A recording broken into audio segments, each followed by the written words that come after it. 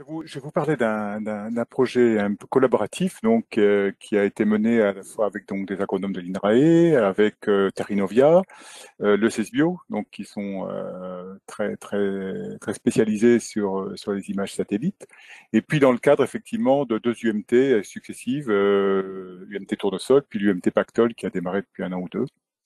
Donc c'est un travail collaboratif. Donc vous voyez ici les partenaires de ce projet, qui avait donc pour objectif effectivement d'exploiter les données satellitaires de plus en plus disponibles. On l'a dit tout à l'heure, les sentinelles, les satellites Sentinelle 1 et 2, etc., qui depuis 2015 permettent d'avoir des données relativement précises à l'échelle parcellaire.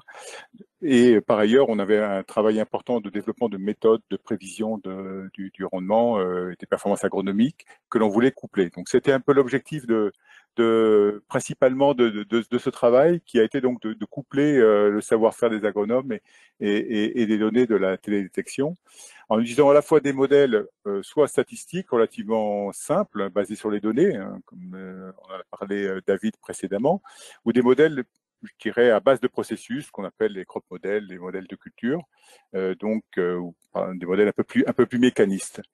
Alors ces données de détection, je viens de le dire, elles sont très intéressantes parce que bon, on a aujourd'hui la possibilité d'avoir des informations tous les 5-10 jours avec des résolutions très bonnes, autour de 10 mètres. Et ça nous permet de rentrer vraiment dans la parcelle et d'en comprendre un peu plus le fonctionnement.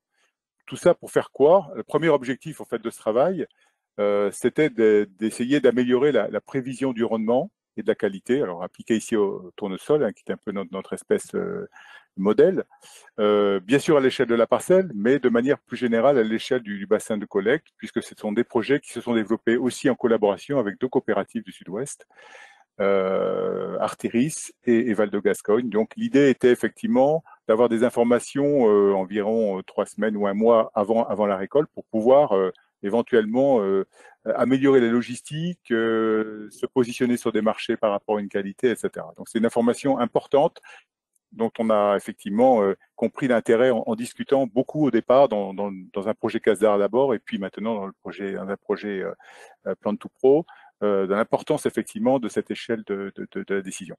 Et puis il y a un deuxième objectif qui est arrivé en cours de projet finalement, en valorisant cette information. On s'est aperçu qu'on pouvait amener beaucoup d'informations en raison de cette haute résolution permise par les images, et qui nous permet d'envisager des applications en termes de diagnostic agronomique régionalisé. J'en parlerai en deuxième partie de ma présentation. Donc, ce que je vous présente là, donc, c'est effectivement cette approche, hein, donc, qui couple les savoir-faire de plusieurs équipes, donc de la télédétection pour la reconnaissance des parcellaires, détecter où se trouvent les parcelles de tournesol, puis ensuite calculer dans ces parcelles-là un indice foliaire, ou ce qu'on va appeler un GAI, donc qui est plus correspond à ce qui est la partie verte, je dirais, détectable par le satellite. Associer tout ça à un suivi agronomique de terrain qui a été réalisé pendant 3 années sur environ 300 parcelles, hein, dans les coopératives du Sud-Ouest, et essayer de tenter, à partir de cette information, à prévoir donc le rendement et également la teneur en huile du tournesol. Alors, on s'est appuyé pour ça sur des connaissances que l'on avait déjà aussi, hein, liées à l'agrophysiologie du tournesol. Là, vous voyez une relation qui met en relation déjà très simplement sur ces 3 années le rendement observé à la parcelle avec ce qu'on peut appeler la durée de surface foliaire, ici ça s'appelle GAD, hein, donc cette durée de surface foliaire après la floraison qui correspond effectivement qui est un bon indicateur du fonctionnement de la plante. Hein.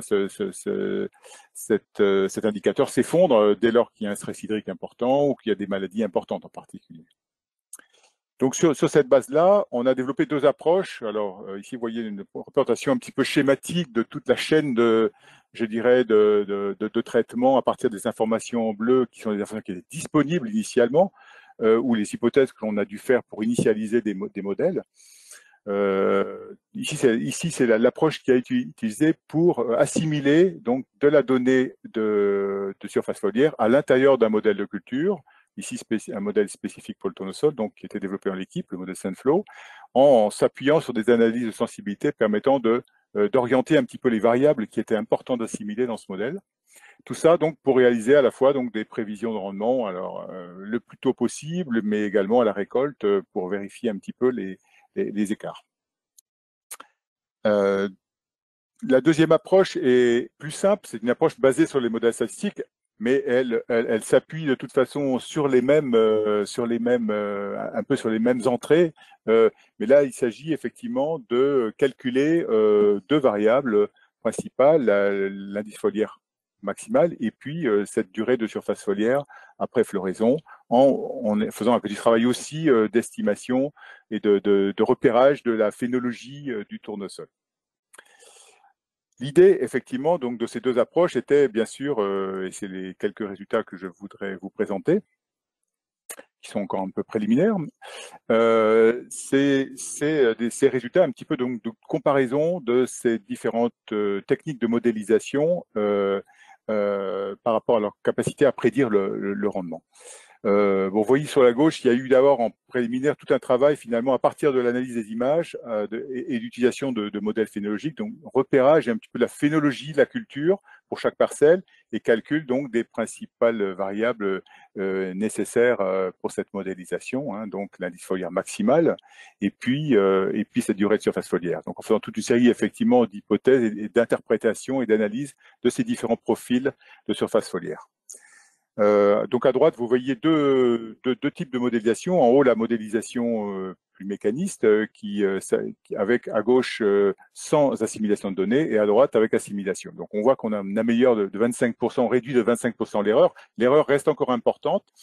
On discutera un petit peu pourquoi ces erreurs sont encore importantes sur ces modèles, mais bon, ce qui était déjà important de voir, c'était qu'on arrivait effectivement à améliorer assez significativement la qualité des données en intégrant une information observée, l'information sur la surface foliaire, qui était issue donc bien sûr de l'analyse de l'image satellite.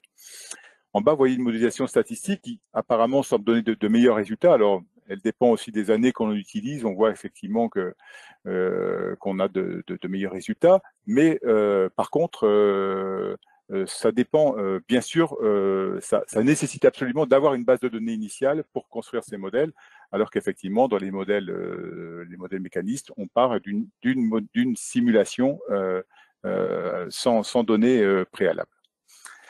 Un petit élément de discussion un petit peu de tous ces facteurs d'incertitude qui sont effectivement forts, on le voit ici, et qu'on a pu rencontrer dans ce travail-là et qui nous permettent un petit peu d'imaginer des pistes d'amélioration. C'est déjà la qualité des images.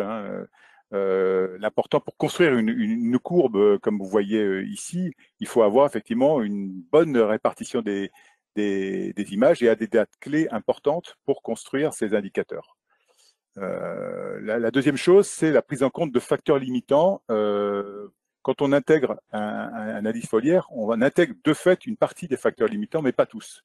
On intègre la partie interception du rayonnement, mais pas la partie, je dirais, efficience de conversion du rayonnement en biomasse. Et cet aspect-là, donc, peut expliquer effectivement qu'on est imprécis lorsqu'il y a beaucoup de facteurs limitants, que ce soit des mauvaises herbes, des maladies, très forte hétérogénéité du milieu.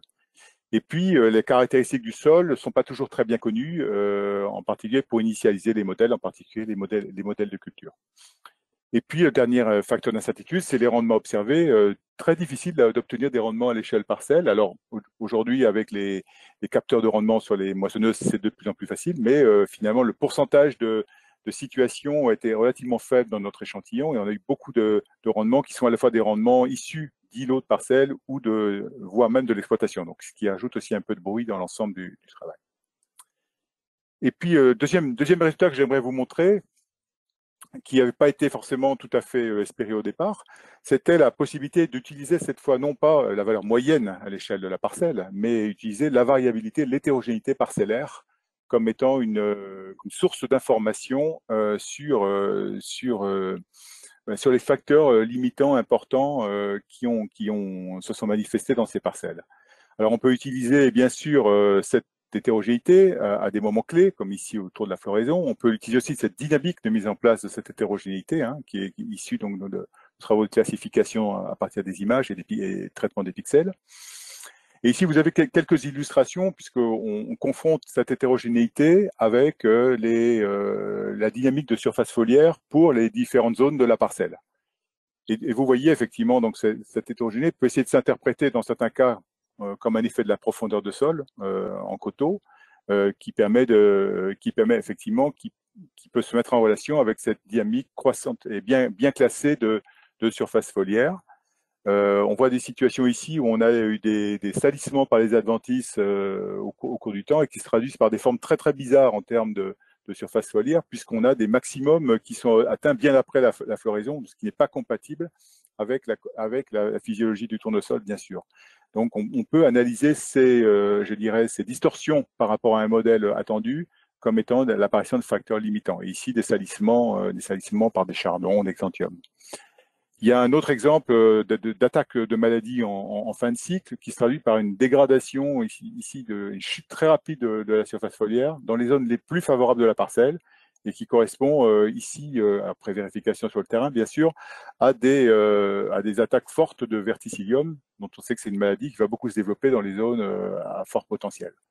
Et puis enfin, on a un dernier exemple d'une attaque de mildiou assez généralisée qui se traduit par un écrasement total de la surface foliaire, voilà, qui est assez général sur la parcelle. Donc ça, pour faire ce travail-là, c'est effectivement une observation que l'on fait. On a rapproché toutes les informations qu'on avait d'observation sur le terrain et d'analyse de ces dynamiques de surface foliaire. Bien sûr, l'idée et le marge de progrès énorme serait de pouvoir automatiser ce diagnostic, de pouvoir arriver à une analyse un petit peu automatique de ces images, peut-être sans s'appuyant aussi sur les données d'expertise. Donc, on rejoint certainement un peu ce que vient de dire aussi David, qui nous permettrait finalement d'aller beaucoup plus loin dans un diagnostic, je dirais, un peu automatisé de toutes ces anomalies observées. Voilà, donc je vais terminer simplement là-dessus. On revient un petit peu sur ce que je disais un peu en introduction. Le travail de prévision de rendement et de qualité présente un intérêt assez stratégique et opérationnel, donc on a pu le voir auprès des organismes de collecte avec qui on a discuté. Il y a aussi certainement des applications intéressantes pour du conseil collectif au niveau des instituts techniques, pour de l'évaluation variétale, qui pourrait être assistée à l'échelle de ces grandes parcelles en particulier, et puis aussi pour l'estimation du dommage pour les cultures. Donc des potentialités assez grandes, me semble-t-il, de valorisation de cette imagerie. De nouvelles applications, bien sûr, aussi pour le suivi de l'état des cultures, et puis pour peut-être mieux piloter certaines décisions d'intervention à partir effectivement de la connaissance de ces états à des moments clés. Et puis, bon, un petit peu notre première expérience, c'est un petit peu un appel à construire des partenariats avec des compétences assez multiples, qui allient effectivement des compétences en agronomie, en télédétection, le besoin que l'on va avoir à ce stade de développer des interfaces digitales pour analyser ces images et mieux exploiter effectivement l'ensemble de cette chaîne d'images et d'informations. Et puis bien sûr, tout ça, ça ne peut pas se faire sans la présence de conseillers, d'agriculteurs vis-à-vis de ce type d'outils pour effectivement mieux définir les usages et l'utilisation de ces images, et en particulier on pense en particulier aux coopératives agricoles qui peuvent être très intéressées par ce type je dirais, d'outils.